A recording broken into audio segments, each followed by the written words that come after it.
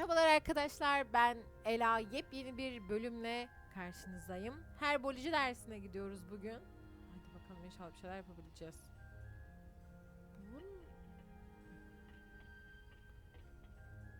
Hadi bakalım, görevi başlatalım.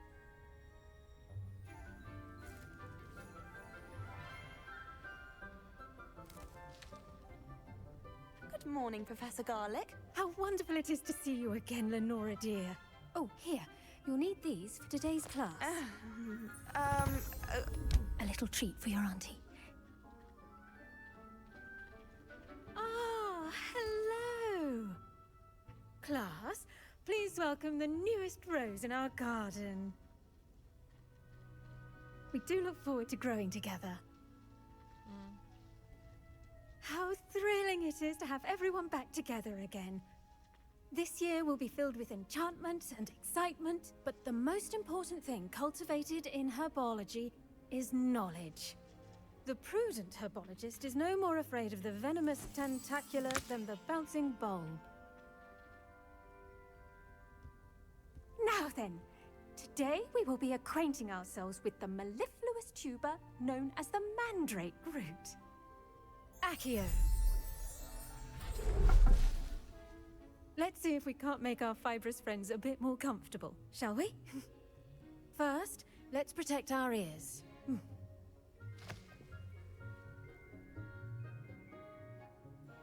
Now, everyone, grip their mandrake by the tendrils and give it a firm tug.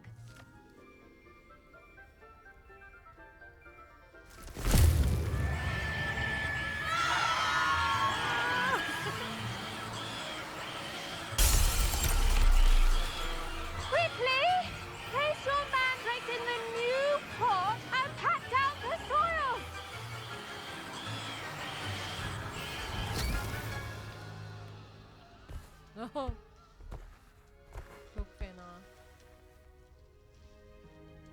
The soil should envelop the root like a warm, dirty blanket, putting the mandrake right at ease.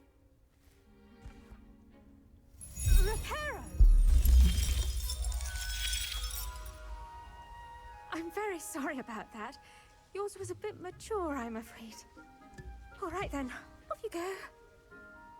Splendid work, everyone! Now, for our next task, we'll be planting dittany at our potting tables. You can all get started.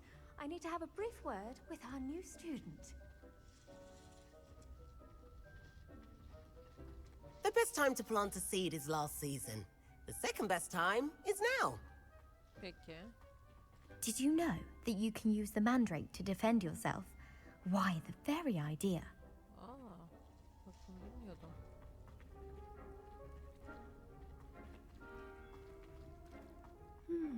I wonder if hippogriffs like knotgrass. I do wonder about Professor Fig. He's hardly ever in his classroom. Most strange. No.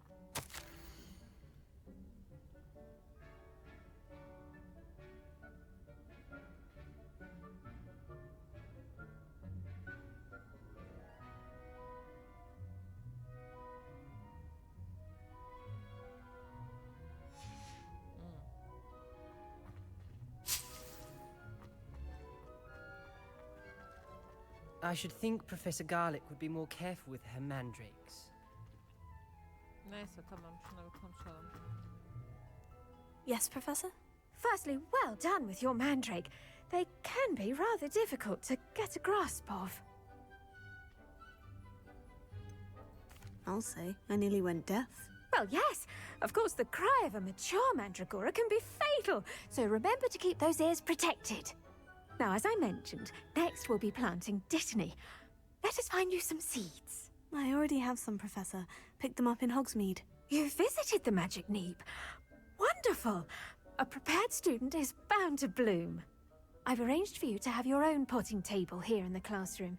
Wasn't easy to spare one on such late notice. Plant the seeds there now, and you can return to harvest them later. Even with soil, sunlight, and a bit of magic, they will take time to grow. Let's see how to balance my star thistle arrangement. Niffler's fancy or roses? Ekelim. Dittany's restorative properties make it a vital ingredient in the Wiggenweld potion, as you all should know from Professor Sharp's class.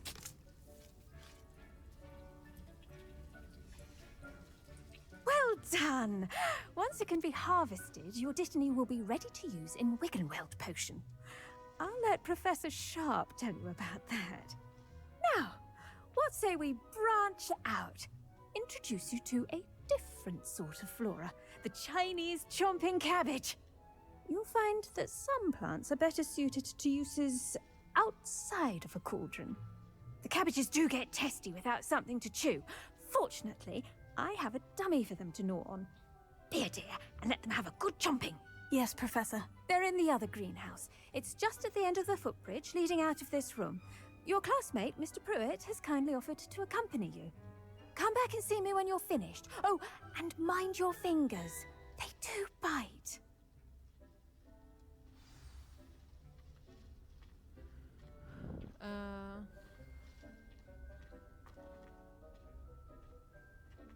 Bu benim. Your weight possess. Hello. Saw you on your way to Hogsmeade the other day. Nice to meet you. I'm Leander. I'll be showing you the Chinese chomping cabbages. Up these stairs will take us there. But your lead. Tamam gidelim. Nice work in Defense Against the Dark Arts, by the way. Tabii. Excuse me? Your duel with Sebastian. And he's good. Thinks he's really good. But you outright slaughtered him. It was brilliant. Oh, well, thank you. I nearly put Sebastian in his place myself. I mean, I would have, if Hecate hadn't stopped me. Didn't she stop that dragon skull from crushing you? Typical Slytherin trick, dropping a dragon skull on someone during a fight. We Gryffindors fight with honor. You know that, of course. Here we are, home of the Chinese chomping cabbage. Go on. Now, see that dummy? Just toss the cabbages at it, and they'll do the rest.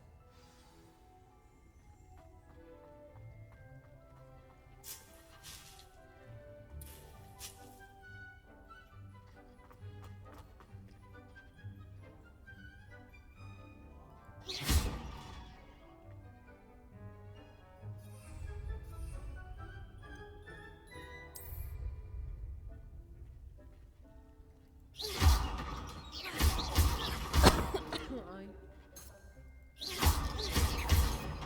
Bunu nasıl fırlatacağım?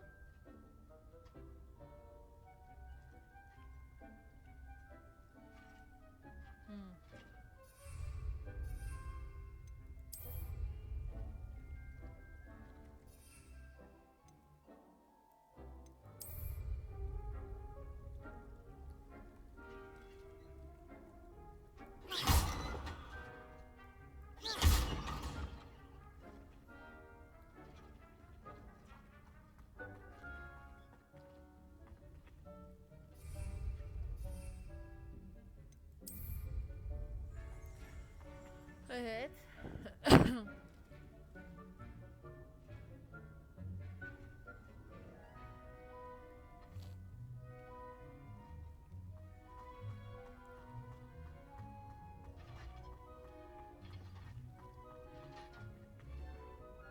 I'm sorry. What do I need to do? Garlic said she wanted you to have a go at tending the cabbages. Give them some time to chomp and whatnot. Nothing to it, really. Just toss some of those Chinese chomping cabbages out. You'll see fairly quickly why we call them that. Nasıl atacağım? Leviosa! Incendio!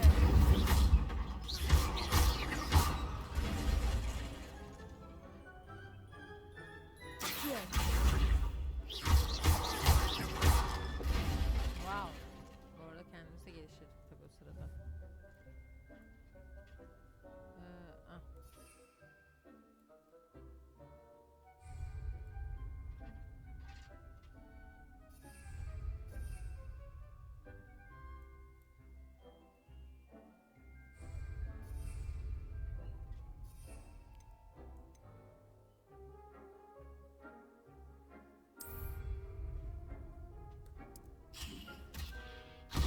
Look at that.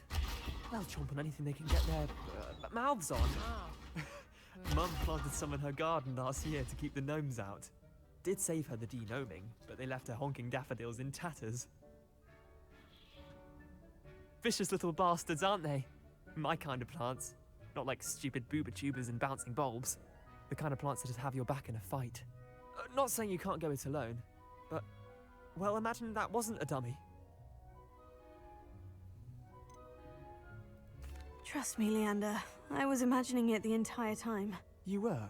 I mean, of course, you're, not someone to be trifled with. I see that. Dogweed and deathcap has more of them, if you're keen. Other plants too. Ones your parents wouldn't plant in the garden. You get the idea. Anyway, we probably ought to head back to class. Take your time. I'll see you back in class. Acele etmeyin. Sınıfta görüşürüz. O zaman buralarda. Aa yok. Bu çiçekler, kelebekler... Ay. Şu an dış görünmezlikle alakalı herhangi bir şeyimiz yok. Şunu da...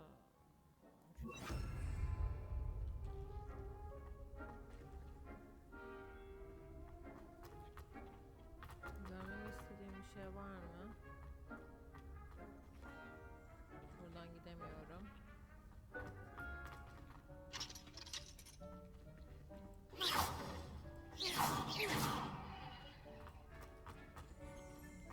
Aa bak. Bunları da toplayalım.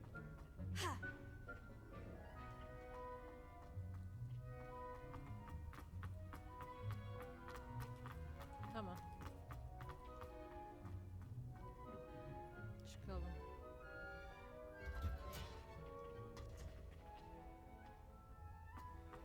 Burada şöyle bir etrafta dolanalım.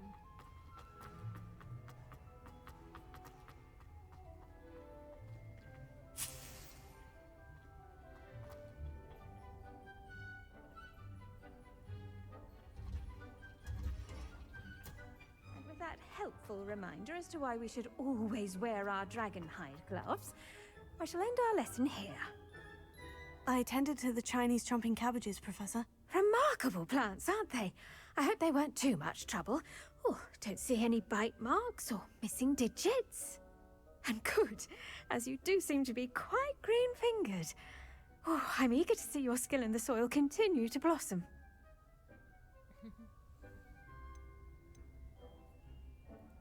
Magical plants have so much to offer. I'm eager to learn more. I'm glad. Herbology is a bounteous subject. Tend to your garden, and it will tend to you. Huh. Well, I suppose that's everything. Do come by for a chat sometime. I so enjoy checking in with my new students. Tamam. Hope those mandrakes are really relishing their new pots. Only cost me like damn tear.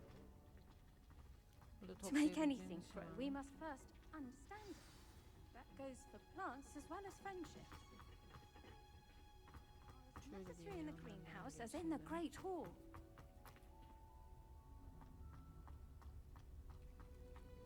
Toplanacak pek bir şey yok gibi. Buradan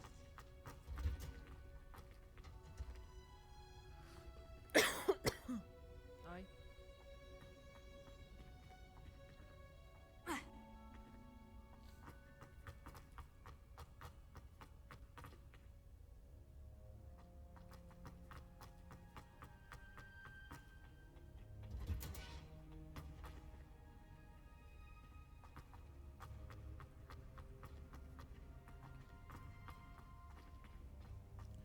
Şimdi ne yapsak ki?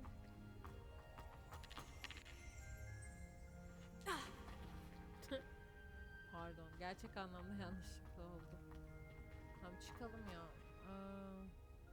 Şu kelebek olayı vardı, onun görevlerini aldığımız ama onu ne yapacağımızı unuttum. Bir çıkalım şuradan.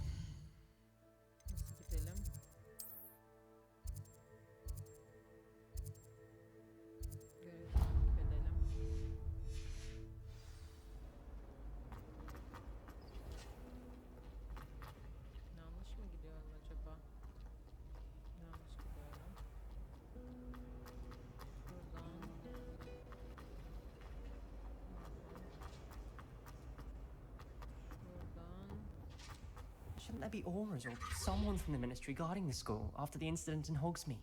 Professor Black would never allow that. It would make him look completely incompetent, which he is. Bir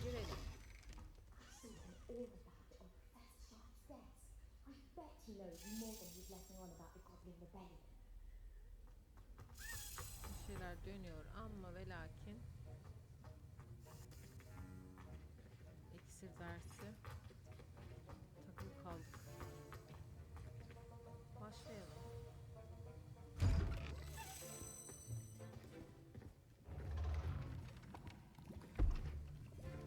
Potions is one of the most challenging and hazardous subjects taught at this school.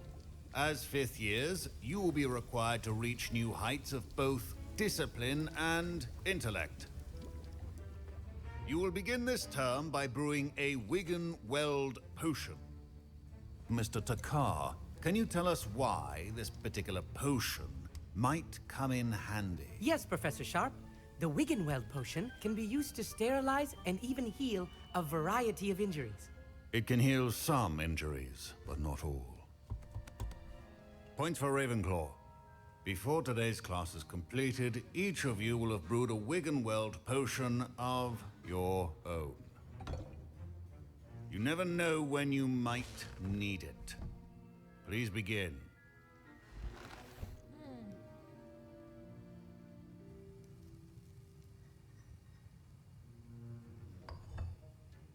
Use a strong, even motion when crushing your ingredients.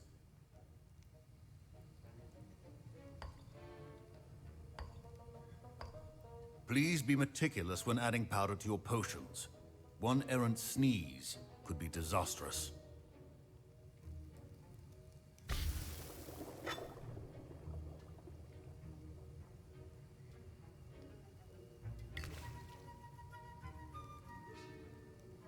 Çok iyi ya.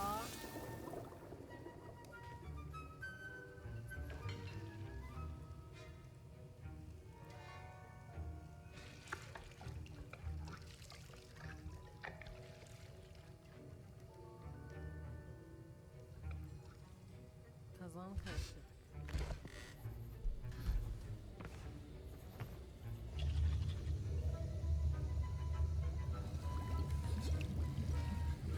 I see most of you have not forgotten how to stir.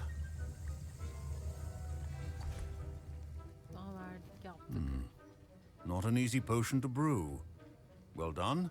And from what I hear of your recent exploits in Hogsmeade, you'd also do well to practice brewing the defensive Edurus potion.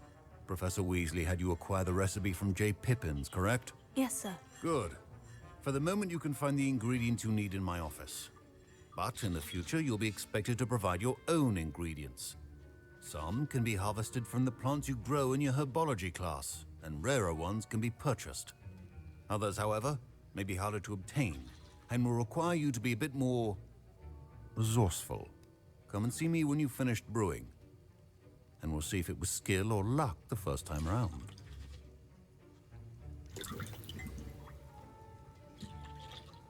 Şimdi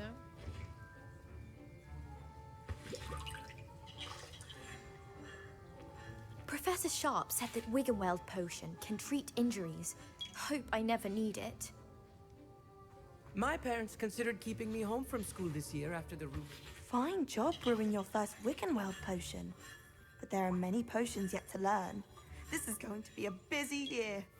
Did I hear Professor Sharp say that you have permission to go into his office? He did say that. He wants me to get more ingredients to brew another potion. Brilliant! You, my friend, have been presented with an extraordinary opportunity. You remember me, don't you?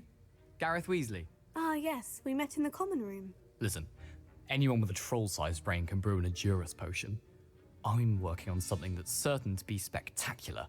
I'm just missing one tiny last ingredient that will add that extra spark. I suspect that's where I come in. You're as clever as I'd hoped. I simply need a single Fwooper feather. As you'll already be in Sharp's office with his permission, perhaps you could grab it for me. I don't know, Gareth. I don't want to get on Sharp's bad side. You won't. Fwooper feathers aren't that valuable. Sharp won't even miss it. I've enough to worry about collecting the ingredients he wants me to get. I'm afraid I can't help you. I understand. I'll sort something else out. Ağrımızı koyalım.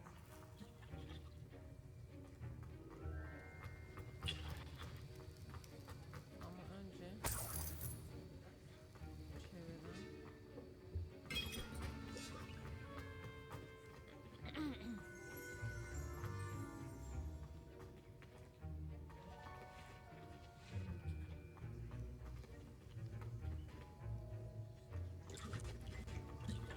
Keep your potion stations organized and free of clutter. Tamam. Gidelim.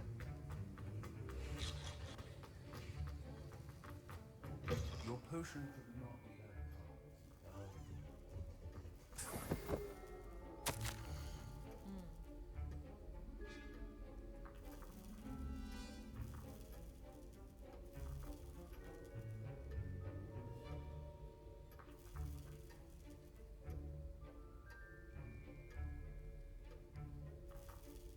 Aa.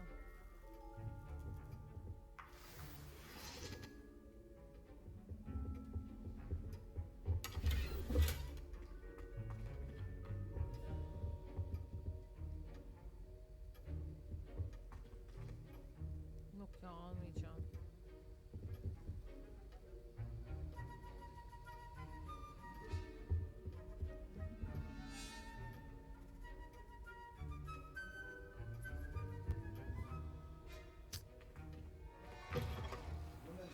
Precision is key when brewing potions.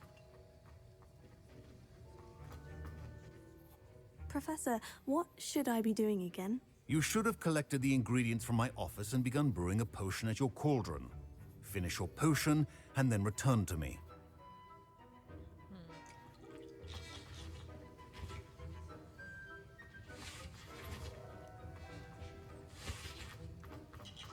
Proficiency and potions are two things that cannot be rushed. Have patience and be thorough. Ederim.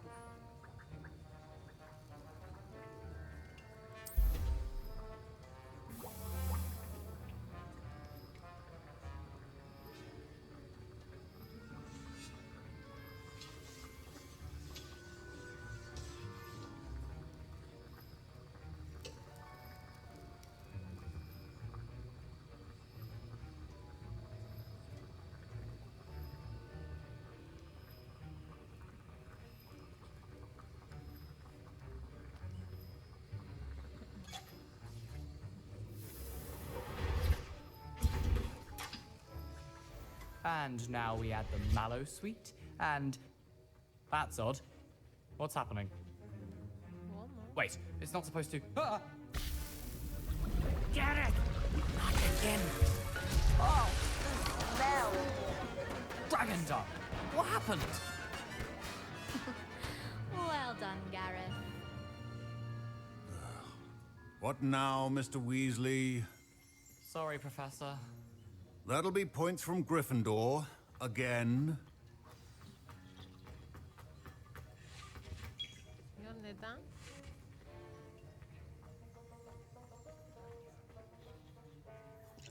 I brewed an Edorus potion as you asked, Professor. Glad you managed to stay on task. Not every class is so eventful. I saw Mr. Weasley speaking with you earlier. He can be quite persuasive. Glad you managed to resist. You've done well today. I confess I was skeptical, given the advanced nature of this class and the fact you're a new student. I'm glad I was able to meet your expectations. A rare occurrence. And you do well to remember that you're not a potions master quite yet. In addition to having a solid grasp of how to combine various ingredients, you should gain an understanding of the ingredients themselves. Pay particular attention in herbology. The plants you nurture there are often essential to the potions you brew here. Now, I recommend that you find a safe location in which to practice brewing. You cannot leave a hot cauldron simply anywhere. That'll be all. I think each of us has had enough excitement for one day. Class is dismissed. Ay resmen. Şuna ne konuşmamı istiyor bu ya? My Wiggenweld potion's utter rubbish. Wish I could just replace it with one from J. Pippin's. Don't fret if you're... Ugh, my robes are going to reek from Gareth's inspiration for the rest of term. Professor Sharp must have learned a lot during his time as an Auror. I wish he talked about it more. I was impressed that you were able to answer Professor Sharp's question about the Wiggenweld potion. Oh, you're the new student. I've heard much about you. Thank you. I'm Amit, by the way. Pleasure, truly. And I've never seen anyone brew such a flawless Wiggenweld potion on their first try. Well done. I'm glad I was able to get it right the first time. You must simply have a knack for potion making. Some students seem so confounded by potion recipes, it's as if they're written in gobbledygook. A fascinating language, by the way. Neither here nor there, really, but I am a self-taught speaker. Merlin's beard, good conversation is the enemy of free time. I must return my book, Gateway to the Far Stars, before my next class. Speaking of stars, we'll be in astronomy together. You'll love it. Professor Shah is firm, but quite clever. See you soon, no doubt. Görüşürüz yakında. Tamam.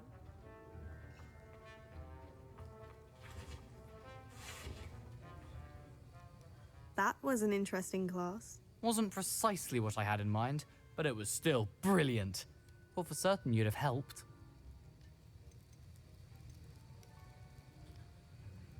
I'm glad I avoided trouble. Sharp certainly seemed upset with you. His bark's worse than his bite. I think deep down he respects my artistic spirit. Sharp may seem gruff, but I'd bet a few galleons he blew up a potion or two in his day. Best be off. Next time we talk, I promise, fewer explosions. Tamam, bununla da konuştuk.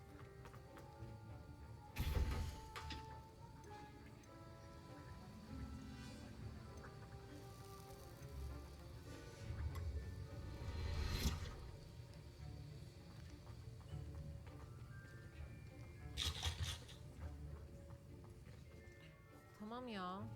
Çıkalım bence.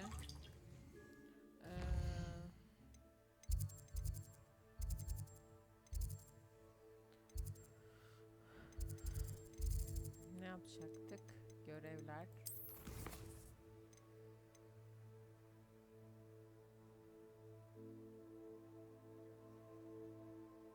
Tamam. Bunu görev edindik.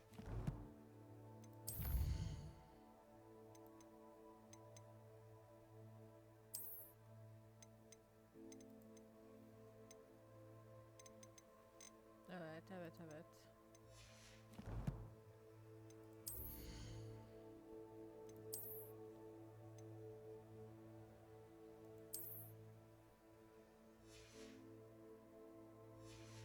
İyice bir şeye benzedik herhalde ya.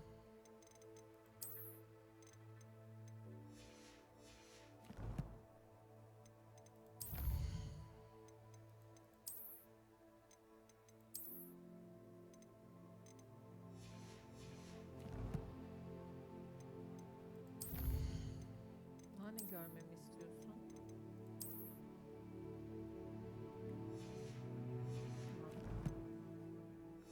Tamam. Şu görevimize biz gidiyoruz. Ama çok uzak. Dur.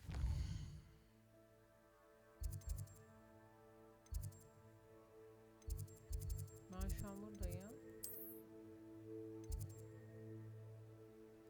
Buraya gidebilirim. Yine bana çok uzak gibi geliyor, biliyor musun? Neyse, koşa koşa gideriz artık. Yine burada sanki başımıza bir şeyler gelecek gibi hissettiriyor ama. Ama bir yandan da böyle hızlı hızlı da geçmek istemiyorum. Keşfetmek istiyorum.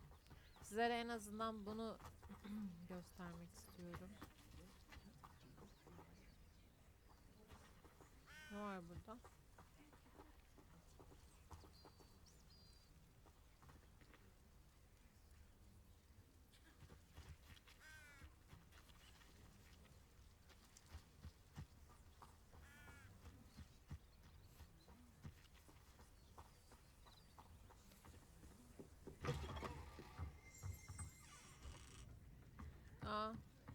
Neydi bunun adı? Hagrid. Aa.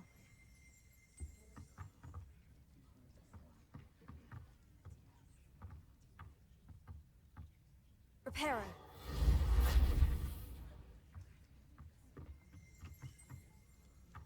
Aa, Lumos bakalım.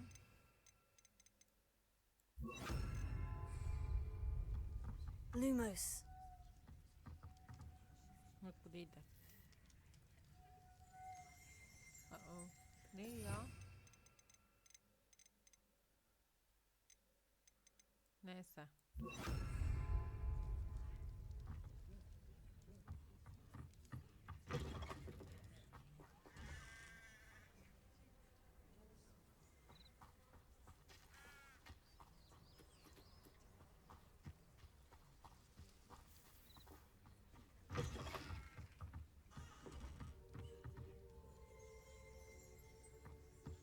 Ya Reparo. bu değil. Dur.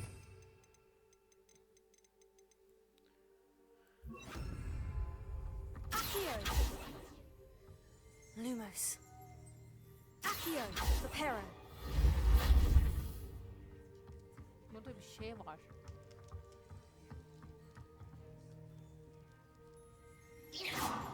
Reparo. Ve o değil.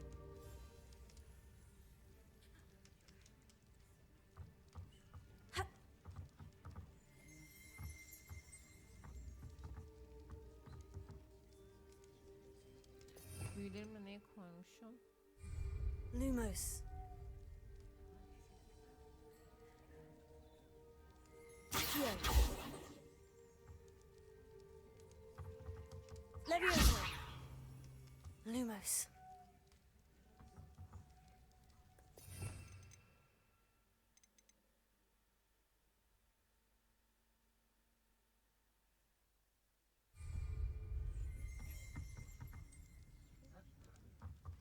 Accio.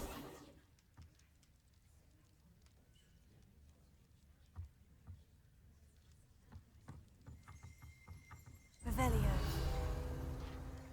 Ah tamam. Çözdüm ya. Ben diyorum neydi bu? Tamam.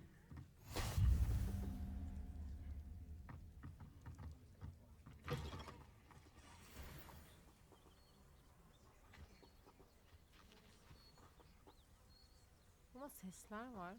Aa. Davul. Sevemiyorum yok.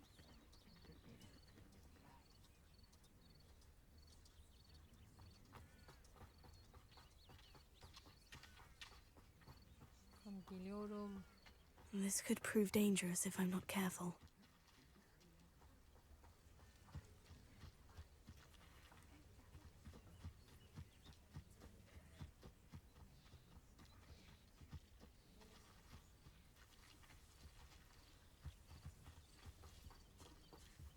Hey yabancı. Bu ne?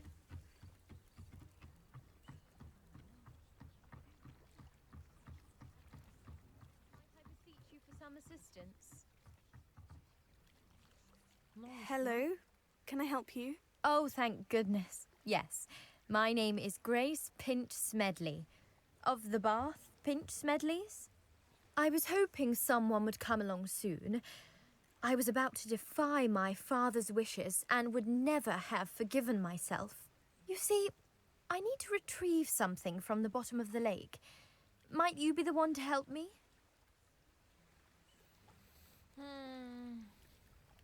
Diving into the lake sounds like an adventure. Tell me more. Splendid! Precisely the response I'd hoped for. What do you need help retrieving? Years ago, my grandfather, who fancied himself quite the astronomer, set sail from Hogsmeade Station for what was meant to be a quick stargazing cruise with my grandmother. They never returned. I'm so sorry. What happened to them? We can't be sure. We only know that neither they nor their boat made it back to shore. They were presumed drowned. Father was so distraught that he forbade our family from setting foot on or in the Black Lake ever again. A treasured family astrolabe vanished with them that night. If you could dive down and retrieve it, I may be able to bring my father some peace. You seem to think I might have heard of the Bath Pinch Smedleys. Why would I know of your family? That's like asking why the sky is blue or grass is green. The Pinch Smedley name is synonymous with intellectual curiosity. We are known for our contributions to science and art. I'm surprised you haven't heard of us, frankly. But with all I plan to discover about the world around us, those that don't yet know the name certainly one day will. What exactly is an astrolabe? It's an astonishing ancient navigational tool. Essentially a handheld model of the universe. It's mainly used for studying the stars, astronomical pursuits, but it has nearly 1,000 uses. Fascinating device. Sadly, I'd imagine it's rusted beyond repair now. Still, we'd love to have it returned to us. It would be like getting a bit of my grandparents back. It sounds dangerous, especially for something of mere sentimental value. I understand. But I'd be forever grateful. Of course, you may discover much more than the astrolabe. Anything else you found would be all yours. I've cross-referenced the vessel's last alleged location against the lake's topography, depth charts, and tide schedule. My best guess is that it's just over there, about a furlong from the dock. It would be wonderful to have my grandfather's astrolabe back. I do hope you find the astrolabe. It would mean so much to our family. It sounds as if her astrolabe is just northeast of the dock. I should dive down and see.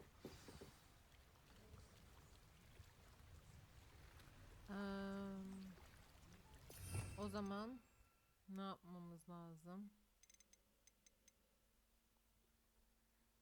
Lumosumuz var, onu alabiliyoruz, tamir. Bence bunlar şu anlık yeterli.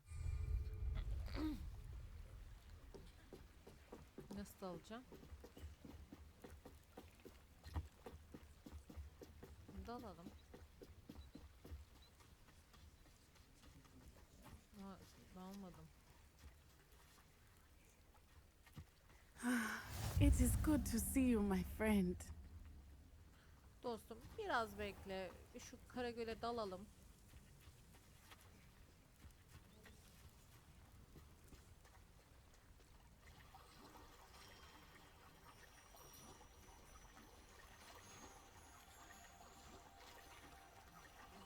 Revelio. Bak şurada bir şey var. Accio. Hayır.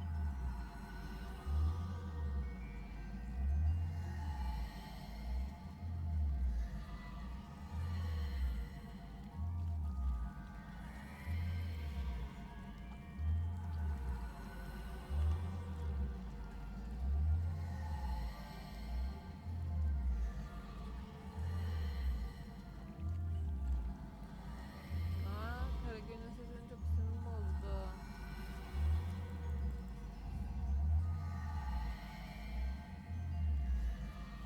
Bu niye her geldiğimleri geliyor? It is good to see you, my friend. Dostum seni görmek güzel ama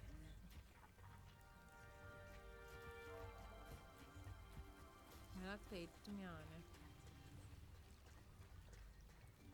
Revelio.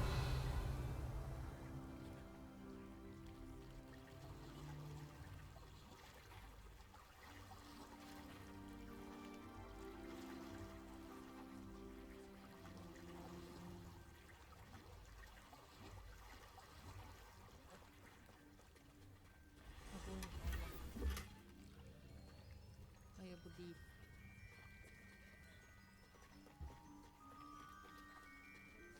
Şuradan mı dalmamı istersin? Buradan mı dalmamı istersin? Buradan istersin. Revelio.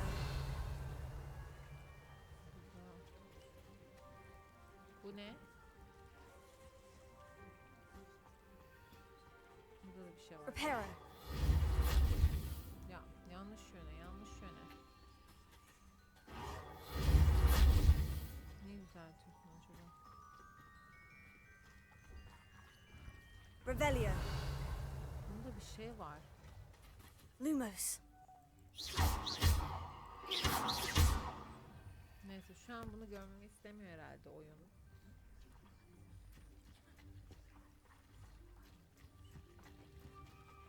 Bir dakika.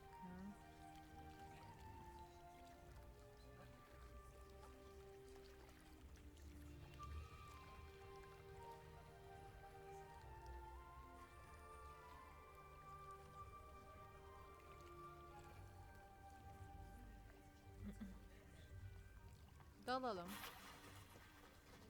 Kızımız burada.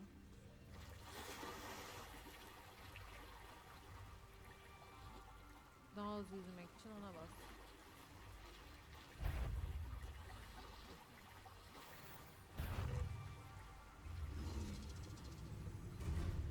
Nasıl çevireceğim?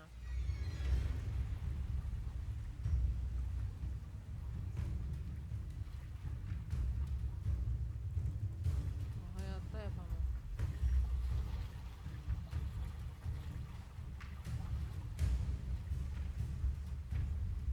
Aa dur.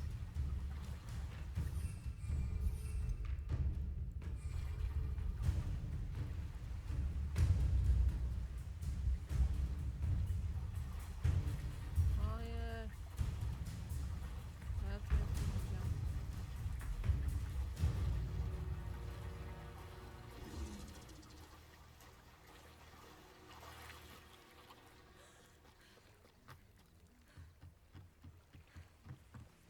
Yapamıyorum. Grace, what is it you needed my help with? I was hoping you could dive down and retrieve a treasured family astrolabe lost during a doomsday